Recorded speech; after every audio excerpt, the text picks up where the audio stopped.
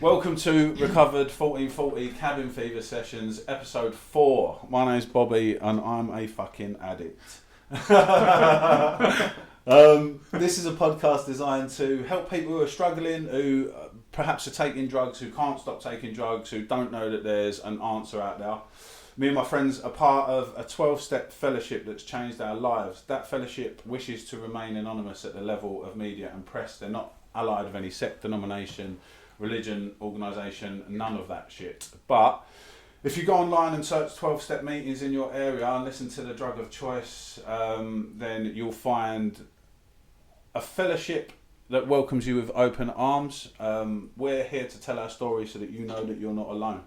With all that said, welcome, Carl. Hello, Bobby. Good to see you, mate. Yeah, my name's Cole and I'm an addict. Hey, yes you are. How long did that take to accept? Thank you for joining us, mate. Thank you for being part of this, what we're trying to do here, manifest a little dream amongst ourselves. For people that are unaware, 12-step fellowships are meetings for people with addiction problems. It's a 12-step process that's changed our lives. And Carl's here to talk about what his life was like, what he did, and what his life's like today. So with that, I'll give the meeting over to you, Carl, as it was. Yeah, it's slightly different to a normal meeting, isn't it? Yeah. So what do we do? 25 minutes like we would? Yeah, mate, go for in it. our proper meetings, yeah.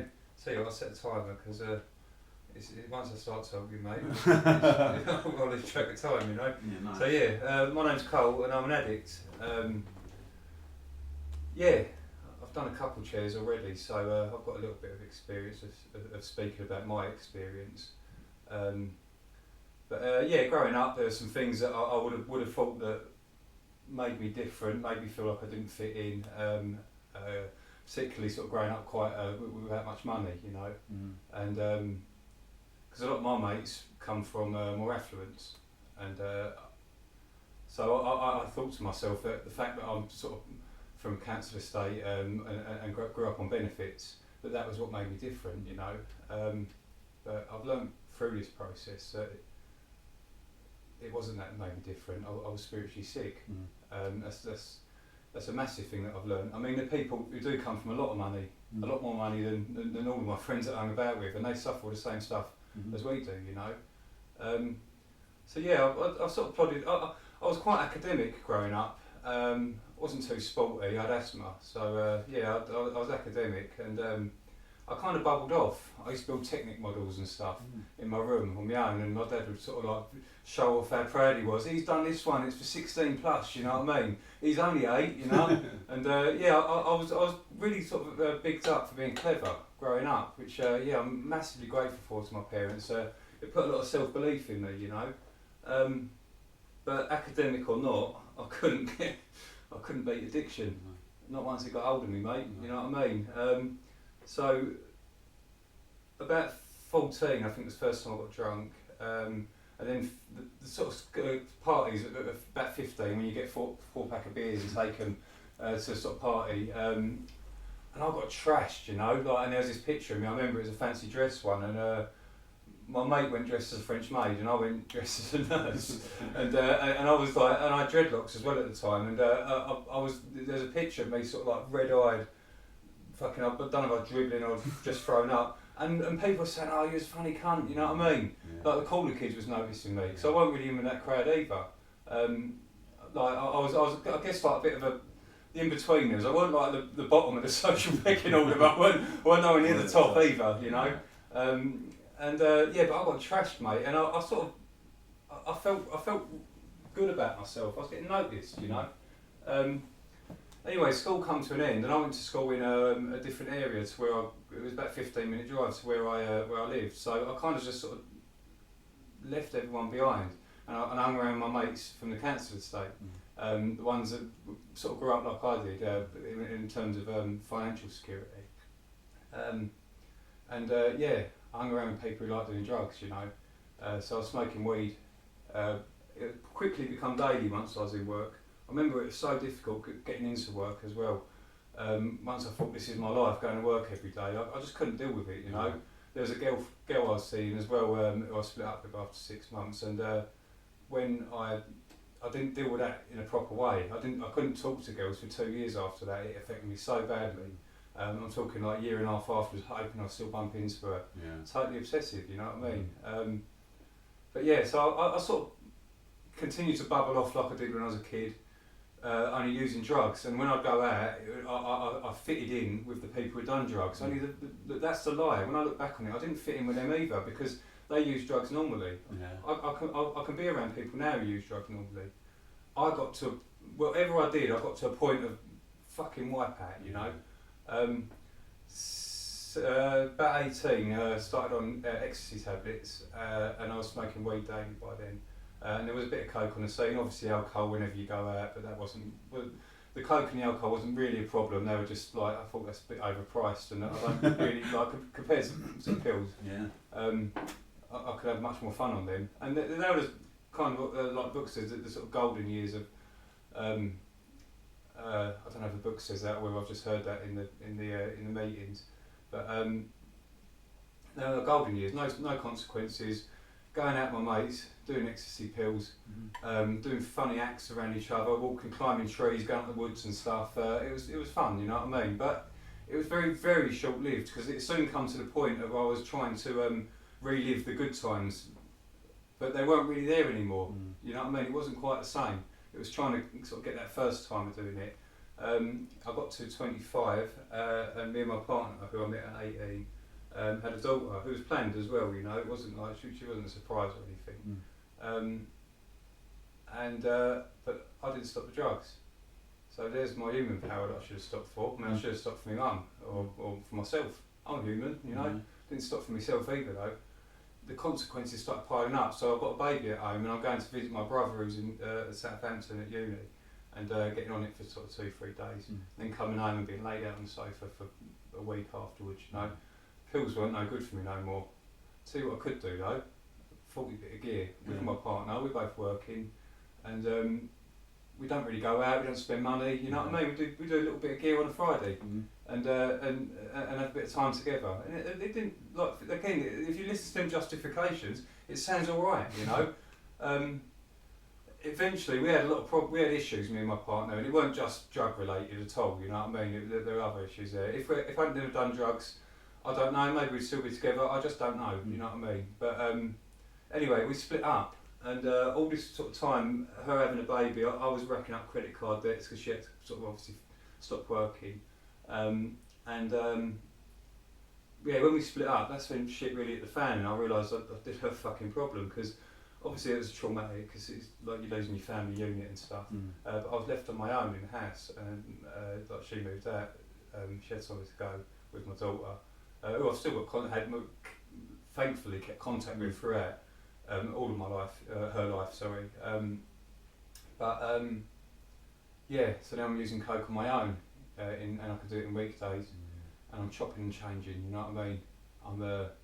I'm saying I won't do it at the weekend when I've got my daughter. I'll do it in the week. I'd rather be hungover for them cunts at work than for my daughter. You know what I mean? Sorry, swearing all right. Yeah, come on, all right. Hell. Yeah, I've dropped about 20 C-bombs, and then now I ask. You know what I mean? Oh, mate, all good. Yeah. So yeah, I'm using it at inappropriate times basically. It's not recreational, it's not normal anymore, it's not, oh, I'll work and do it on a Friday, you know, it's whenever. And then obviously the weekends that I didn't have my daughter and didn't have work, then I'm getting, like, that's all weekend then. It's that I'm basically living just to like earn money, go to work, earn money and get on drugs. Or maybe that weekend I didn't do drugs, you know what I mean? But I still fucking thought about it all weekend, you know. Obviously the credit card like problems and loan problems, I couldn't borrow money anymore, because I got sort of put on a thing that's called a debt management plan, which is probably like one, I don't know. It's probably the same as bankruptcy in a way. At least bankruptcy's fine. All these things that sort of keeps you hanging on the bad credit for a long time. So I don't know if it's one step up or one step down from that, you know. But one of the terms of it is you can't get any credit, which you can't trust with it, so why should you be allowed to, really, you know? So I was basically borrowing off of my mum, my dad, my brother, paying them back, borrowing it again the same day. Don't worry, I'll always pay you back, you know what I mean? And I was becoming a person that I'm not. I never was, I never intended to be, you know? The morals and the boundaries just shifted, man. The things you say you're never going to do, you end up doing. The situation I was getting involved with, I was hanging around with like worse and worse people, because basically you hang around, you end up surrounded by people who are a reflection of you. You know, I found, you know, and some of these people are worse than me. I thought, you know what I mean. I quite like that, having someone who's worse than me, because it made me look good in comparison, you know. But the situation I was getting involved with, like getting drunk and getting in fights and fucking like getting people clinging on to me as well, because they could see I had a little bit. I still had my house and my work and that. I still had a bit about me, so these people would be fucking hanging on to me and all, you know. And this is like I'm getting older now, you know what I mean. But by this point, I'm 30. I was 33 when I come in, and it's right up to a month or so before there that like one of the bad situations happened. You're meant to grow up, ain't you, mate? You know what I mean? Like some of my mates who did drugs, they did a little bit in their early 20s. They might still do the odd occasional night out now, every 6 months or something, once in a blue, you know.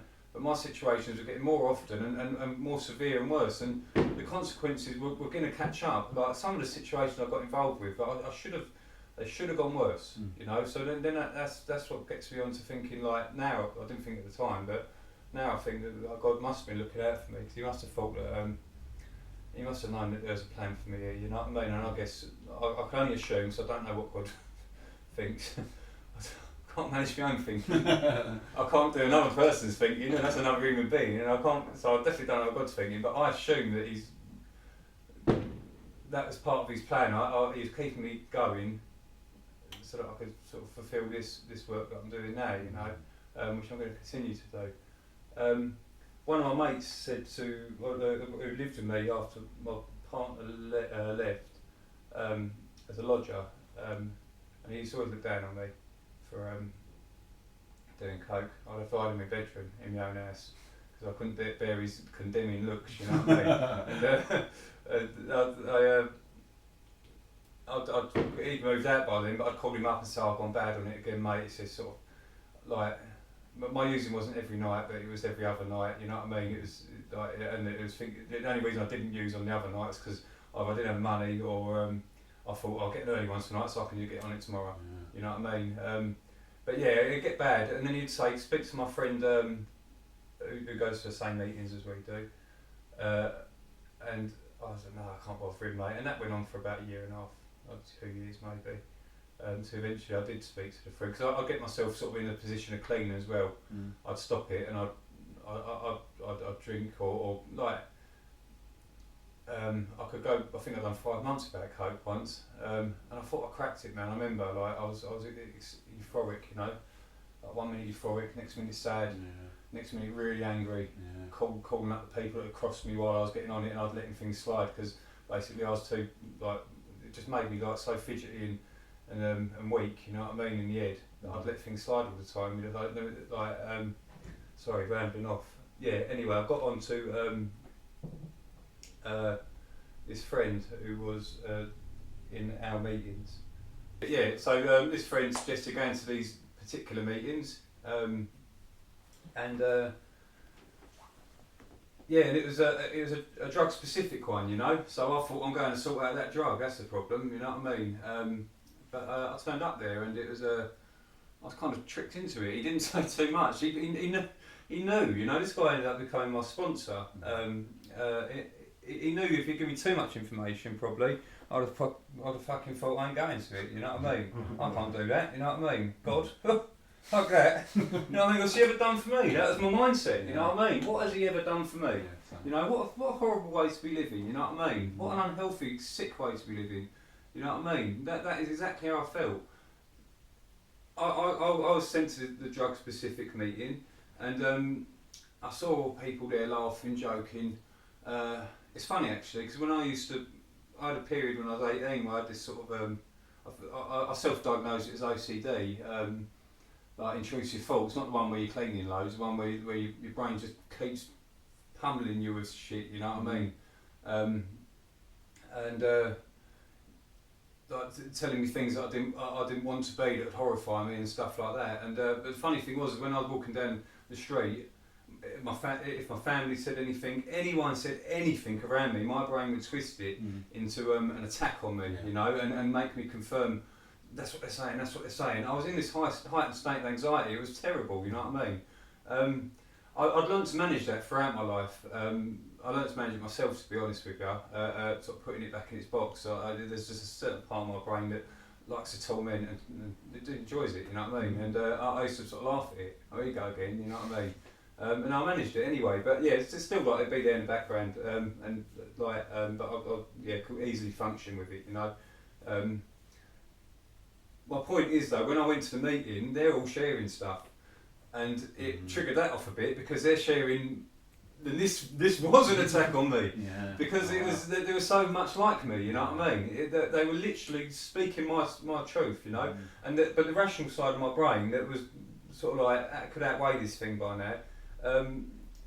He said, no, there's no way that count them all, you know what I mean? Like, I don't know, fucking 7, 8 people have said stuff that really relates to me, you know what I mean? Could be, there's no way they're ganged up on me, you know what I mean? Don't be silly, Cole.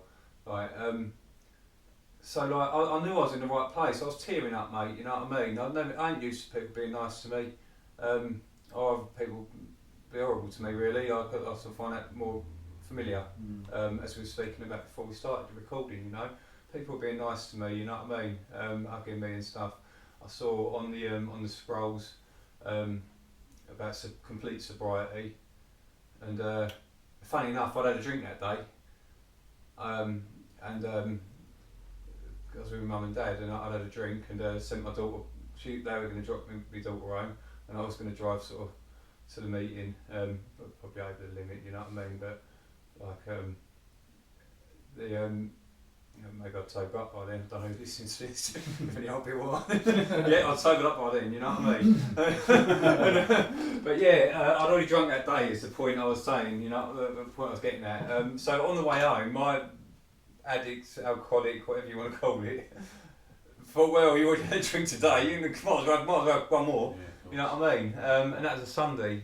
Monday I woke up, and it just sounds so cheesy, but I knew I'd found the answer. I remember that it took me back to in that furlough time when I'd smashed myself up for a couple of months and then got bored of it because I put on furlough for 7 months, you know what I mean? And that's when I got my 5 months clean. I was still drinking occasionally then, but like as they say, a gentleman, like a couple of ciders with dinner. But that's when my head was wacky, you know. I remember when I done that, look, you see it there, the tattoo on my thing, it was 31. I was 31 years old then, and when I was all heightened and fucking nuts that I'd cracked it, I've given it up. I'd tattooed 31 on the ankle, you know, with an old needle and ink. And yeah, like, that's my reminder of powerlessness, to step one. Because you imagine that, fucking years later, what am I doing back in the same boat again? Oh, look at that cunt. You know what I mean? That was your stop point and you've gone past it. Yeah, you know what I mean? I couldn't do it on my own. I couldn't do it on my own, mate. I couldn't do it on my own. It's the point. I just couldn't.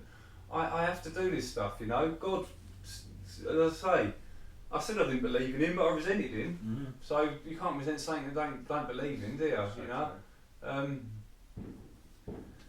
And yeah, I prayed for the first time. The guy the mutual friend of my old lodger, he became my sponsor. It just made sense, you know. He suggested praying, meditating. Meditating took me a bit longer to get on with, probably about 6 months, but the praying one, I built it up for a few days, as I do. Put things off for a couple of days first. And when I do that, I pray.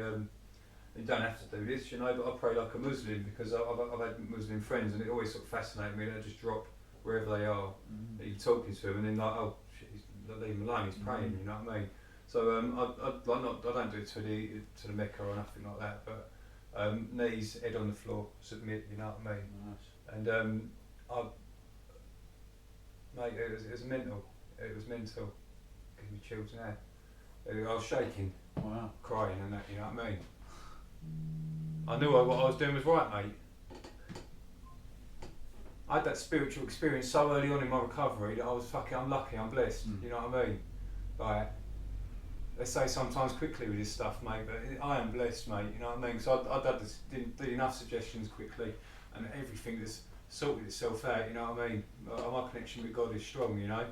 Like, I meet people like yourself, you know, and we talk every day, like, that's a blessing, mate, you know what I mean? Like, everything else is getting in order. My finances, you know what I mean? I paid everyone back, my family and that. I always worked all for my addiction, you know what I mean? I never had no money though.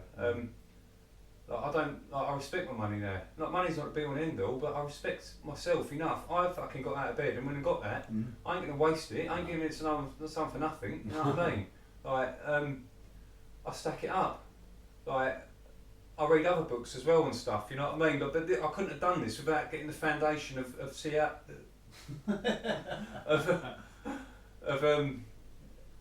Of the fellowship, yeah. Okay, it's close, isn't it? Fuck it, I'll edit it. Yeah. Without having that foundation, I couldn't got anything else right. Because I had all these books and stuff. I had stuff from my studying that I'm doing now. I'm trying to learn accounting. You know what I mean? Like, I was always good at exams and stuff. As I say, I'm academically, like, that sound like a knob. You know what I mean? I'm academically smart. So, but that just goes to show that fucking all the brain power in the, like, I haven't got all the brain power in the world, but a decent amount of brain power ain't gonna beat addiction. No. You know what I mean? Decent, like, you're gonna need to do it this way if you're the real deal. If you're an addict, you know what I mean? So yeah, like, my money's stacking up. I got another massive sign as well from God, that I started seeing my now fiance about 3 weeks into recovery, and it was suggested actually don't take on new relationships like within the first year, but this just felt so right that I did. To be honest, like, I did a lot of. I listened to all the suggestions, but that one I tipped in bollocks. Yeah. You know what I mean? Because like, I kept myself prepared for if it fails, I can't go and relapse. You know what I mean? That sort of thing. So I did a bit of work around that. But yeah, it's not failed, and I feel like she's a sign from God. Bit tricky sometimes because if we argue and I upset her, I think, oh God. You know what I mean? Like, he's seen that. Yeah, it can be a bit of a minefield. Yeah. You know, but that's going well. Like, that's going well. She's moved in. You know what I mean? Her daughter lives with us. Her daughter, my daughter, have become sisters. Yeah, it's immense, mate. It's immense. I find it hard not to get emotional, really. Because so much happened in such a short time, you know what I mean? We're looking to sort of getting our house together, and I don't settle for less anymore, you know what I mean? Like, I can fit in with, like, when I was on site, I'm a forklift driver currently, I could fit in with drug users quite well, you know what I mean? Like, I can take myself, I say, down a notch from what I am now, you know what I mean? Because it's easy, innit? You just talk about getting on it, you talk about how you feel. Oh, I don't know why I do it, everyone says that, you know what I mean? Like, oh, I did it again. You're doing it this Friday? Yeah. You know what I mean?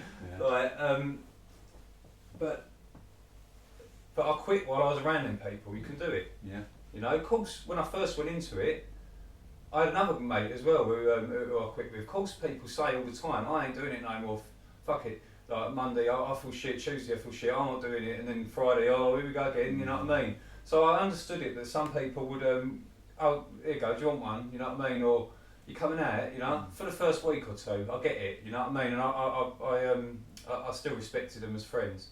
But when it got on to like 3 weeks, 4 weeks, and they're trying to push it on you still, and you've been saying no for that long, they're gone, mate. I took it, I don't talk to them no more, you know? I don't see my best friend, one of my, yeah, he's like a brother almost. Me and him would get on it. He's friends with both my other brothers, and so like he's almost like a family friend, you know. Well, he is a family friend. I still love him, you know what I mean. I still talk to him via WhatsApp on the phone. I haven't seen him since I come in recovery. No. There's no point. No. My sister, again, the thing we had in common that we did together was getting on it. I love her dearly. I grew up with her. She's not my blood sister. She's not my parents are friends, and I talk to her on the phone, and I haven't gone to see her in person because there's no point, you know. Like, I don't need to go and get messed up and get in embarrassing, degrading situations and laugh at each other and mug each other off. You know what I mean? 'Cause that's what it is. You know what I mean? They're not good for me anymore. Like, but don't get me wrong. If when I'm on the phone to them, I can talk to them and I love them still. And if they want to come to this side of things, I wish they would. You know what I mean? I tried forcing it on me my friend, but it didn't work, mate. You know, he told me, "Oh, you're not missing nothing" and all that. Like, shit, I feel shit and all that, and I think, right, seize him now, get him. You know what I mean? And but like, he's not interested. Yeah, I've got to go, mate. I've got my dinner. You know what I mean? I've done anything for a couple of weeks, so that's how it goes. You know what I mean? You can't force it on people. What do they say in the rooms? It's attraction, not promotion. Oh yes, look at that. I just looked at the time. It's the end of it. I could keep going on, Bobby. I really could. Once you get me started, mate. I couldn't talk on gear, man. I was one of them frozen up fuckers with a straight back and a shriveled cock. You know what I mean? But yeah, now I'm sober. Everything sorts itself out, including that downstairs. You know what I mean? So I'll leave it there. That's fine, Carl. Thank you, mate, for coming along. I love hearing you. I love speaking to you. You know, we talk every day, don't we?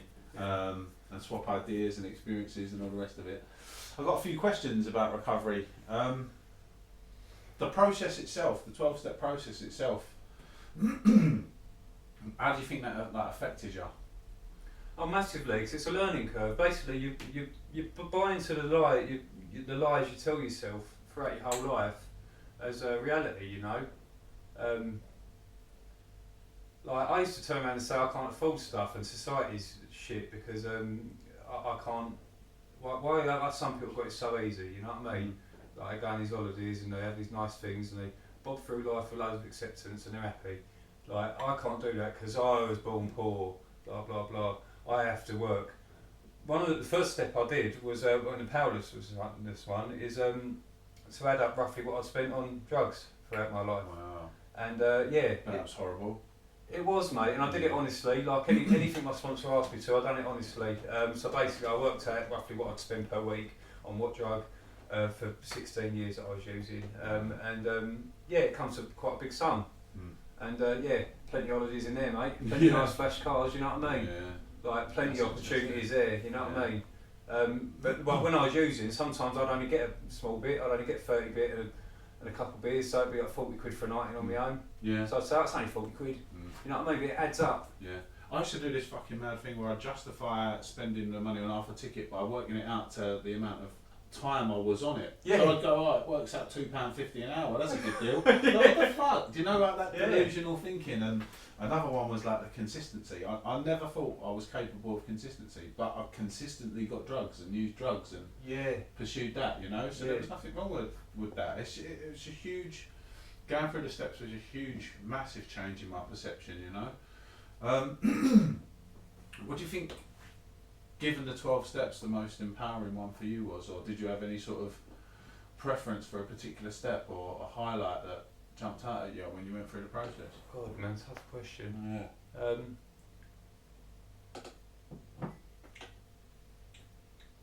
I've sort of done it before, but the biggest one for me was the praying for the first time. So you could call that step 11, maintaining through prayer and meditation, but that was way before I got to officially doing step 11. Or it could be called step 3, and you will over, because that's what I did in that first prayer. And I didn't even start step 1 by then.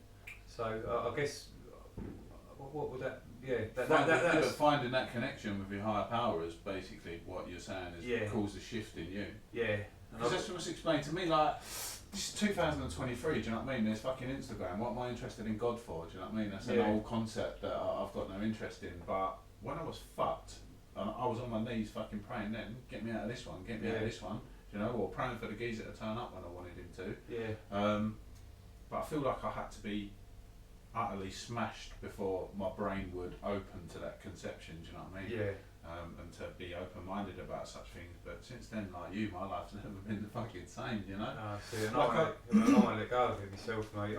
I'm terrified to. Like my understanding as well in the book is that it says Not a cloud in the sky, I'm using. If things are shit, I'm using. Yeah. So the only reason why I'm not using today is because I'm in God's grace, you know what I mean? That I'm doing the right things where God's given me a pass, a bite. He's not letting that fault pop into my head, you know? Yeah. How about unity? What do you think, what are your feelings on fellowship and unity? Well, I go to meetings, unity days out and stuff. I don't do that often, to be honest with you. I think they could be better for people that haven't got such sort of family around them as what I've got. I've got young children, my partner, and we both work hard, so we don't spend a lot of time together. So my recovery is basically in the meetings and via text and on the phone. Yeah, I think that's what I mean in terms of fellowship with like-minded people, friends that you've got in your life now. Oh, as a result of the yes. meetings. Sorry, I took that as literally. No, I mean the unity days are fantastic as well for people that need them. Like we haven't mentioned them on the podcast. That there are these days that you can go and be surrounded by hundreds of people that are the same. You know, the meetings are a more niche, smaller collective of people. But no, I mean in terms of like the friends that you've got in your life these days, is in comparison to the ones that you used to. Yeah, I mean I could pull out my phone there, and I mean if you scroll down. It's everyone I've met from CA, and every now and then you get my partner will be in there, or my brother, my mum, but my new partner, I've talked to her a lot, obviously. So I'm sure you know what I mean? Pen pal. Right, occasionally. But my brother, I went to message him earlier, and I just fucking scrolled down, you know what I mean? And it's not that I'm closer to, but I talk more often to fellowship people, you know. Every day I write them gratitude lists and send them out, and then that conversations come off the back of them, you know. It just fills up your phone. We're so lucky these days to have this technology, you know what I mean? Like we can send pictures to each other's lists, like just instant, you know. Like in the old days, you didn't have this, you know. No. That's God given, isn't it? Of course it is. It all is, you know. That was one of the biggest things for me, is that I always felt so alone. Do you know what I mean? Like what you said, when you walked into the meeting and people were saying these things, I just think it was like the Truman Show. I thought they'd all got a script and they'd all like gathered together and right, we're going to pull a fucking stroke on this geezer. And I'm there and they're all like, you know, talking about me. Because that's my ego, it's all about me. Yeah, that is an ego thing as well, isn't it? It's thinking, even they're all digging you out. It's really that important. Yeah, exactly that. You know, it's the same when I was fucking in psychosis and I think that I'm being tracked or fucking surveyed, you know? Who's going to want to fucking take that much of an interest in me? But we're not that important. But really not. We're not much more than a sort of smelly ape, you know what I mean? Literally that. But hearing other people talking about the things that I was doing, you know, that connection, that sense of fucking thank fuck I'm not alone anymore, you know. Yeah. Huge for me, massive for me. Yeah. Do you mind me asking how clean and sober you are? Like how long you've been? Yeah, I'm coming up to so the 16th of November will be a year and a half. Fucking hell, yeah. Man, that's gone quick, isn't it? It has gone quick, mate, and it's gone quick. So much has happened in it. It goes quick when you're using as well, but you're getting on with a lot. We're getting on with a lot of fuck all, really. Yeah, that's it, isn't it? Now doing nothing. Yeah, you know, I'm grateful that I did go through all that, because I see what I wouldn't have if I was a normal sort of user who go and works and goes to the pub on Friday and that's the end of it. I wouldn't come in the first place, you know. And to be honest, I feel like I've got a better life than people do that now. I do as well. And I'm not knocking them. That's what they know. And if they're happy doing that, go for it, you know. But I've got a better life than them people now. I worked out something the other day. If you spend 100 quid every Friday down the pub, so 60 quid ticket, 30 quid on beers and a 10 of fags or cab or whatever, that's 5,200 a year. And you're going to get taxed. You get taxed on that money first. So you probably you look at your wages. Can you afford $7,000 a year to use like a normal person? That's a normal person. And there's 52 hangovers as well. That lasts progressively longer as you get older. And that's a normal person, man. Yeah, it's mad when you look at it that way, isn't it? Yeah. These things add up. And I was obviously using more than that. You know what I mean? Yeah. Of course we were, but yeah. I think your story is different to mine. In that, was you an everyday user in the end or not? No. I'm really lucky that the desperation sort of caught me before I got to there. Well, I think that's an interesting point because, like, it's not the fact that I can stop. I can stop, but I can't stay stopped. Do you know what I mean? And that's what I think prevents a lot of people from recognising the fact that they might be an addict. Is that they're not using every day. Like the idea that you've got to be like this heroin addict on a park bench. Yeah. It's not that, is it? It's only the idea of that even when I'm not using, I'm trying not to use, or I'm trying not to think about it until eventually I reach the point where I have to use, you know? I sort of struggled with that a little bit when I come in, because of course my addict would say anything to get me out of the rooms, you know, but the allergy, you know, like some nights I would stick to the amount I want, that I got, and I'd go to bed. But in my head, I'd think, it don't matter, I need to go to bed and go to work, you can get on it tomorrow if you want. Yeah, So really it was continuing, like it was just fitting into life, you know. That's interesting. It wasn't always a massive allergy, but I know some of the fellas will be like, they touch it and they're gone for fucking 5 days, you know what I mean? I wasn't like that all the time. I was like that if I had the opportunity, but I was still at the point that I was going to turn up for work, and like I needed money to carry on getting on it. That's the thing, isn't it? That's the fucking sad state of affairs that we've all been in, you know, literally working to use. Yeah. Literally working to use. I can't miss work because I need to earn that money to get on it again. Literally like, such a difficult spot to be in, man. What would you say to anyone who's sort of, they're not sure whether they're an addict, they might have heard about the meetings and they're thinking about going, what would your advice to them be? I think if you're at the point of thinking about going, you probably need to go. You know, that's just that simple, mate. And get in and just be open-minded and and just do it. You don't have to understand it. I don't know it all. I ain't gone through the book loads of times. I can't quote pages, man. You know what I mean? Like, even when you ask me what step was my favourite, I have to rethink them.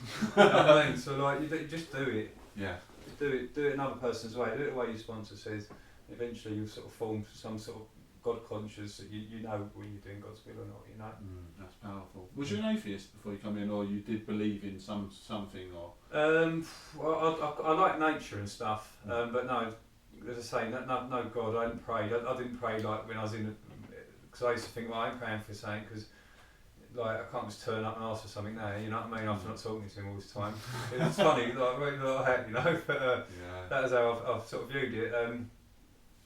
But yeah, nature was my my gateway in, trees and the sky and stuff like that, but yeah, of course it's evolved with time. You know, like, man-made stuff I was against, it's sort of like, I look at car fumes and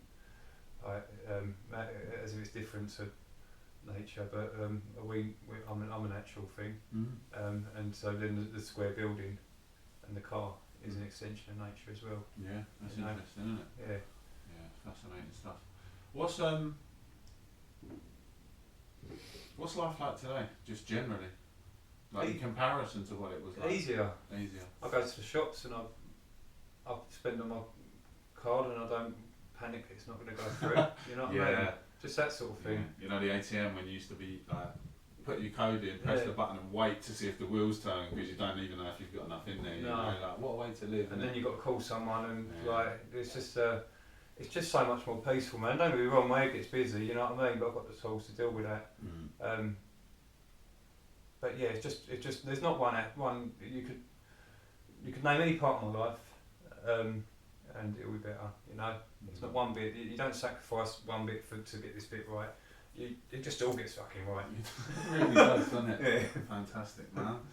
I want to thank you for coming in, mate. I really do. Like, when I was younger, I thought I fucking knew it all, do you know what I mean? And now I realise that I don't know nothing. And it's having people around me that are like me but have a different perspective to offer, you know, like I'm really grateful to know you and the people that I've met in the rooms, and I want to thank you for coming today as well, mate. Same to you, mate. I mean, so massively grateful, mate. Do you want to end the podcast and lead us out in the usual way with a Serenity prayer? Yeah. Love to. Alright then, cool. I've got mind blank now. God, grant me the serenity to accept the things I cannot change, the courage to change the things I can, and the wisdom to know the difference. Amen. Thank you, Carl. God bless. God bless you, mate. God bless everyone who listened as well. We may refer to the source by different names: God, a higher power, the Holy Spirit, or perhaps the cosmos. This source is the entire universe, the unified field, everything that is beyond the perception